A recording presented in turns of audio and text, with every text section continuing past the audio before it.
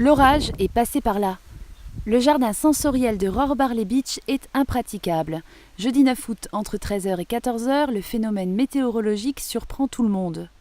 C'est simplement un orage très violent qui a atteint sa maturité.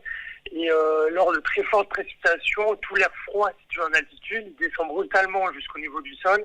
Et c'est là où on a des rafales de vent qui peuvent dépasser les 120 à 130 km/h et provoquer d'importants dégâts. Comme on le voit sur ces images, toitures envolées, câbles électriques et arbres endommagés. Les sapeurs-pompiers de Rohrbarley Beach ont effectué une vingtaine d'interventions. Quelques inondations ont également été signalées. La saison des orages n'est pas terminée et l'année 2018 enregistre déjà une activité orageuse record. Comment est-ce que vous avez appréhendé le fugitif ?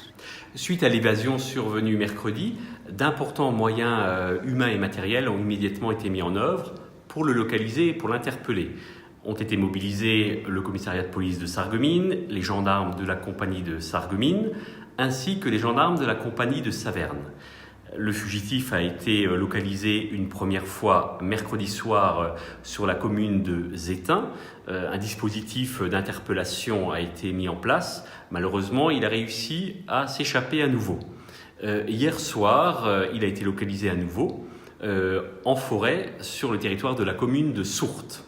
Un dispositif d'interpellation a de nouveau été mis en place et par surprise, nous avons réussi à l'interpeller. Qu'est-ce que cette évasion spectaculaire vous enseigne ?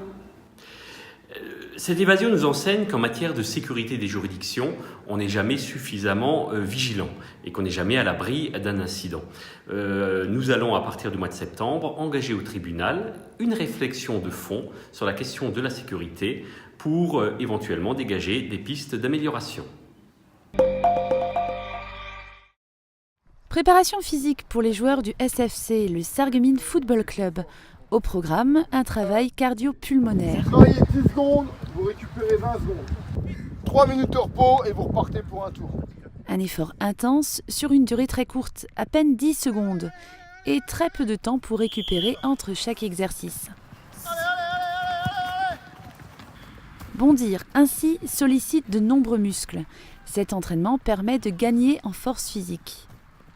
Bertrand habite à proximité du stade des Faïenceries. Il vient tous les soirs. Je trouve que c'est un très bon entraînement qu'il fait, M. Meyer. C'est des entraînements que nous, on n'avait pas dans le temps, parce que moi aussi, je jouais, mais il y a presque 50 ans. Je vais avoir 70 ans, alors voilà. À l'époque, c'était pas ça. À l'époque, on était vraiment, c'était rikiki, quoi, par rapport à ce que c'est maintenant. Comment je veux dire ça, c'est quand même plus moderne, c'est plus structuré et tout ça, quoi. Le gardien de but du SFC a 25 ans. Ce temps-là lui semble bien révolu.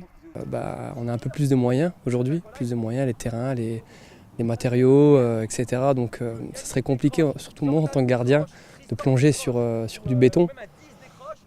J'ai un peu du mal à l'imaginer. Le terrain synthétique permet de s'entraîner par tous les temps. Les exercices sont variés.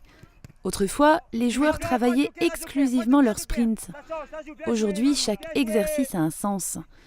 Séance tactique avec le coach. Ce n'est pas la partie préférée des joueurs, mais elle est fondamentale. Ils doivent apprendre à se placer rapidement et efficacement sur le terrain. Pas le temps de se lasser, l'exercice est à peine terminé qu'il faut passer au suivant. Pendant 2 heures, le rythme est soutenu. Franchement, il n'y a rien à dire. La préparation physique, elle est bien, on court beaucoup. Après, il arrive à mélanger la course avec le jeu avec le ballon. Donc, c'est bien comme ça. Jordan n'a pas encore signé au SFC, mais il s'entraîne déjà avec les faïenciers car il pourrait bientôt rejoindre l'équipe. Les joueurs ont en moyenne 20 ans. Et parfois, il faut avoir de la poigne. Il faut les bousculer parce qu'à l'entraînement, ils sont là pour travailler. Il n'y a pas d'arbitre. Donc le week-end, il y en a. Donc quand il y a un arbitre, on sait et on joue. Donc, et à l'entraînement, on est juste là pour travailler parce que quand ils commencent à râler et à pleurer, ils ne s'entraînent plus. Je veux dire, ils ne sont plus dans la séance. Voilà. Ils sortent totalement de la séance pour des broutilles. Voilà. Les joueurs n'ont pas le temps. Les matchs amicaux ont démarré. Les déplacements combinaux offensifs doivent être améliorés. Le championnat démarra le 18 août et Sébastien Meyer part d'une feuille vierge. Des individualités qu'il va falloir assembler pour créer un collectif et maintenir le cap. Le maintien en National 3.